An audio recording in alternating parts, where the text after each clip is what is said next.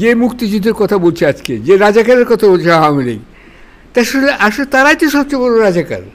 আমাকে বলতে হবে তাহলে বাংলাদেশে 1 নম্বর রাজাকার মিস্টার শেখ মুজিবুর রহমানকে।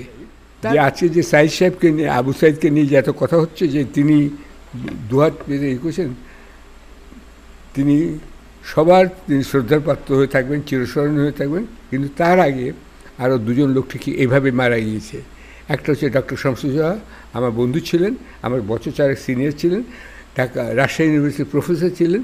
তিনি কিন্তু ছাত্রদের গুলি করতে না করে রাজশাহীতে এগিয়ে গিয়ে পুলিশের সামনে, সৈন্যদের সামনে, পাকিস্তানি সৈন্যদের সামনে এগিয়ে গিয়েছিলেন এবং তাকে ফুল ফ্রন্টাল গুলি করে মারা হয়েছিল। নাম্বার 1। আমি কারেকশন দিতে চাই, কেননা আপনারা এই ইতিহাসটা জানেন না। আচ্ছা, তো তিনি নাম্বার 1 মারা গেলেন সেখানে, সেই জন্য শহীদ শামসুজ্জোহা হল নামে আমার রাজশাহীতে আছে। আর দ্বিতীয় আরেকটা হচ্ছে যে সেটা আমি উঠায় ফেলতে পারে নাই, শামসুজ্জোহা হল আছে এখনও। কিন্তু দ্বিতীয়টা হচ্ছে ফারুক ইকবাল।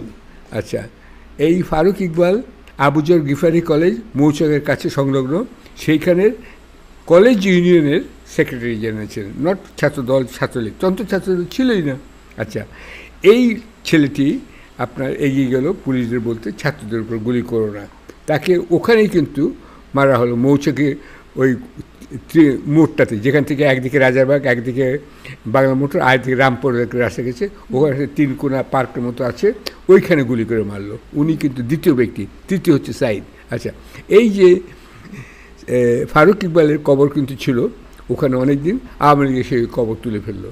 কারণ ওরা চায় না যে মুক্তিযুদ্ধে কারা অংশগ্রহণ করেছিল তাদের নাম চায় না, তারা চায়, আমাকে বলতে হবে তাহলে বাংলাদেশে 1 নম্বর রাজাকার মিস্টার শেখ মুজিবুর রহমানকে, তার নাম চায়, তাই না? কিন্তু তিনি কোথায় ছিলেন? তিনি সবাইকে যুদ্ধে যাওয়ার আহ্বান জানালেন, ডাক দিলেন।